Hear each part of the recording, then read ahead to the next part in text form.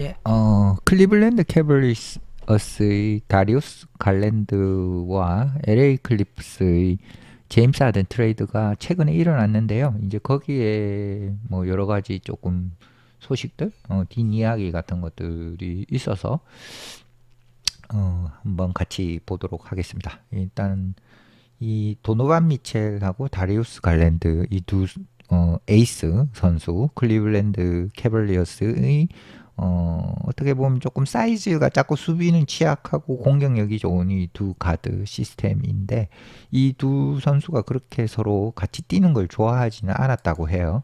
그래서 도노반 미첼과 다리우스 갈랜드는 이제 보도되기로는 그냥 같이 뛰는 걸 그렇게 좋아하지 않았다. 그리고 도노반 미첼이 보도되기로 이제 딱 꼬집어가지고 제임스 하든을 요청을 했다고 해요. 예, 도노반 미첼이 제임스 하든을 원했다.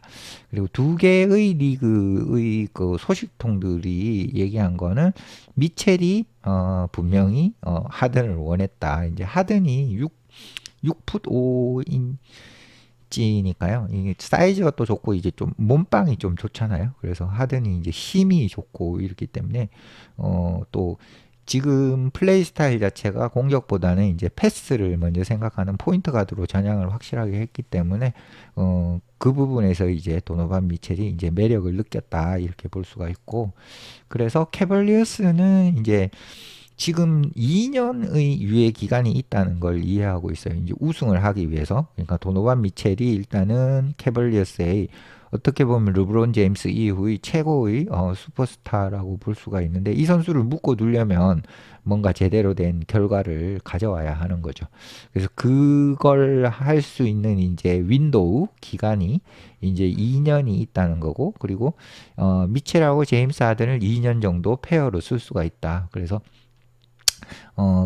이제 뭐 이 2년 지난 다음에 이제 결과가 이제 우승일지 아닐지 이런 거에 따라서 이 두 선수의 움직임은 좀 달라질 수 있다. 이렇게 예상하고 있고, 그리고 르브론 제임스의 아주 가까운 소식통들은 이제 클리블랜드 캐벌리어스를 상당히 분명한 선택지로 바라보고 있죠. 이제 물론 변수가 많겠지만 일단은 클리블랜드 캐벌리어스가 르브론 제임스한테는 특별한 의미가 있는 팀, 그 커리어를 시작한 팀이기 때문에 그런 의미도 있는 데다 또 컴백해서 우승도 시켜줬고 뭐 여러 가지 스토리가 있으니까 뭐 그 로스터만 좋다고 하면 르브론 제임스가 마지막 이제 황혼 마지막 어떤 경력을 마무리하는 이런 자리로 클리블랜드 캐벌리어스도 좋지 않을까.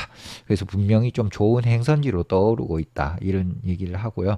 그리고 다리우스 갈랜드의 그 어떤 에이전트들은 이 다리우스 갈랜드의 트레이드를 그냥 승인을 했다고 해요. 그러니까 그 다리우스 갈랜드 측도 트레이드 되는 게 좋다 이렇게 생각해서 크게 무리 없이 일단은 이 트레이드가 이루어졌고 이 제임스 하든은 이제 또 그 밤에 이제 나이트 클럽 이런 거, 그 스트릿 클럽 이렇게 가는 데를 좀 좋아하는 선수, 이게 그게 좀 유명하거든요. 그러니까 이제 클리블랜드에서 있는 다이아몬드 클럽이라는 데서 이제 제임스 하든을 환영한다 이런 얘기가 있는 오픈 얘기가 이렇게 있습니다. 웰컴 투 클리블랜드 제임스 하든.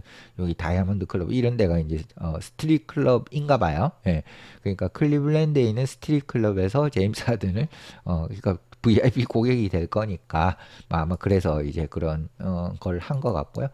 이 NBA.com의 이 기사를 보면 클리퍼스가 이제 제임스 하든을 클리블랜드로 이제 보내고 다리우스 갈랜드는 LA 클리퍼스로 왔다. 그리고 로스앤젤리스 클리퍼스가 11번 올스타를 한 가드인 제임스 하든을 클리블랜드로 보냈다. 이렇게 됐고 이제 트레이드 패키지는 LA가 다리우스 갈랜드랑 이제 2라운드 픽 하나를 받았고요. 그리고 클리블랜드 캐벌리어스는 제임스 하든을 받고 이게 이제 완료가 되었습니다. 그리고 다리우스 갈랜드도 사실 뭐 두 번 올스타를 했던 선수이기 때문에 만만치 않은 기량을 가지고 있는 선수는 분명하고요. 그리고 클리퍼스의 감독인 타이론 루가 뭐 얘기를 했습니다. 어, 누가 뭐 제임스 하든을 원하지 않겠냐, 뭐 좋은 뭐 어떻게 립 서비스일 수도 있고 진심일 수도 있고, 뭐 제가 제임스 하든 같은 대단한 선수가 사실 없는 거는 또 맞고요. 그래서 그런 얘기를 했고, 그리고 3년 동안 이제 뭐 그런 대단한 퍼포먼스를 계속 잘 봤다 이런 얘기고, 하든 같은 경우 올 시즌도 뭐 득점력이 나쁘지 않습니다. 25.4득점을 하고 있고, 경기 운영하는 쪽으로 많이 좀 신경을 쓰고 있고, 그리고 하든이 뭐 이 19, 20 시즌에 34.3점을 득점한 적도 있고요.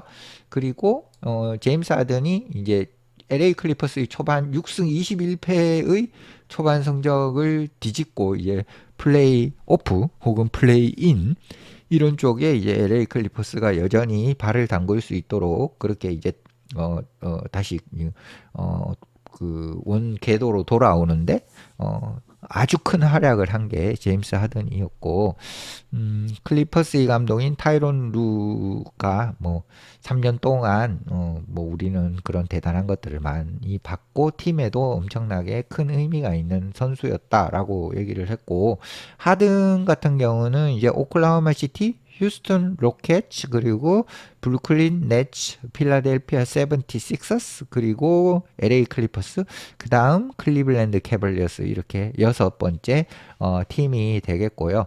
캐벌리어스는 이제 요렇게 한 움직이는 게 이제 짧은 단기간에 어떤 효과를 얻기 위한 움직임으로 보이고, 이미 이제 36살인 하든이 또 어느덧 다른 이제 그 스타 가드인 도노반 미첼하고 짝을 맞추는 그런 형태로 가고 있고, 클리퍼스에게는 이제 좀 미래를 조금 더 좋게 보는 그런 움직임이라고 볼 수가 있죠. 26살밖에 안 됐으니까요, 갈랜드가. 그리고 2번 올스타를 했고, 올 시즌도 뭐 18득점 6.9 어시스트로 나쁘지 않지만, 도노반 미첼과의 결국은 이제 그 포지션 중복 이런 부분이 이제 문제가 되어서 결국은 떠나게 되었다. 어떻게 보면은 이제 팀의 2옵션인데 2옵션 역할과 1옵션 역할의 비중이 너무 많이 차이가 나고, 2옵션에 만족을 할 수 없는 선수이기 때문에 좀 어떤 새 둥지를 찾아서 떠났다 이렇게 볼 수가 있고요. 하든 같은 경우는 이제 어쨌든 뭐 연봉 요런 계약들이 좀 있습니다. 이 보장되는 연봉이 뭐 8,100만 불, 150만 불 요런 게 있고, 어쨌든 지금 현재 이제 숫자, 그러니까 계약상으로 남아 있는 거는 한 해가 더 남아 있는 그런 계약이라고 볼 수가 있고요. 그리고 이제 이런 계약 자체가 이제 올 NBA 뭐 팀에 이제 다시 하든이 뽑히고 나서 그런 것들이 발동이 되는 그런 부분이 있다고 해요. 일단 우선은 이제 그 클리블랜드 캐벌리어스와 LA 클리퍼스 같은 경우에 두 팀이 결국은 서로 뭐 바라는 바가 있어서 이런 트레이드가 이루어졌다고 보고, 좀 클리블랜드 캐벌리어스가 제임스 하든이 뛸 때 어떤 모습을 보여줄까? 이게 압도적인 모습을 보여줄지, 아니면 또 여전히 뚝딱거리는 모습을 보여줄지, 도노반 미첼과 합이 맞는 선수 이어야 이 트레이드는 이제 클리블랜드 캐벌리어스는 의미가 있는 트레이드가 되고, 여전히 뭔가 뚝딱거리게 되면은 이 또 좀 뭐랄까 판단을 잘못한 트레이드가 될 것 같은데요. 우선은 제임스 하든이 클리블랜드 캐벌리어스에 갔을 때는 이제 수비적인 부분에서는 다리우스 갈랜드보다는 조금 나은 부분이 분명히 있는 것 같고요. 이제 좀 포스터 공격 대비라든지, 혹은 이제 뭐 좀 느리기는 하지만 전체적으로 수비적인 능력이나 이런 것들에서 미스매치 되는 부분, 그런 부분에서는 제임스 하든이 조금 더 수비의 강화를 가져올 수 있어서 좋아 보이고, 그리고 이제 뭐 제임스 하든이 뭐 1대1 공격 위주로 지금 하는 것보다는 좀 잘 공을 빼돌리고 있는 포인트 가드 역할을 하기 때문에 도노반 미첼과의 합이 현재 예상하기에는 조금 더 좋지 않을까, 그렇게 한번 생각해 봅니다. 클리블랜드 캐벌리어스가 조금 또 재밌게 좀 지켜봐야 되는 팀으로 이번 트레이드 제임스 하든이 영입하게 되면서 조금 더 재미있는 팀으로 기대를 받고 있는 그런 상황인 것 같습니다. 네, 마치겠습니다.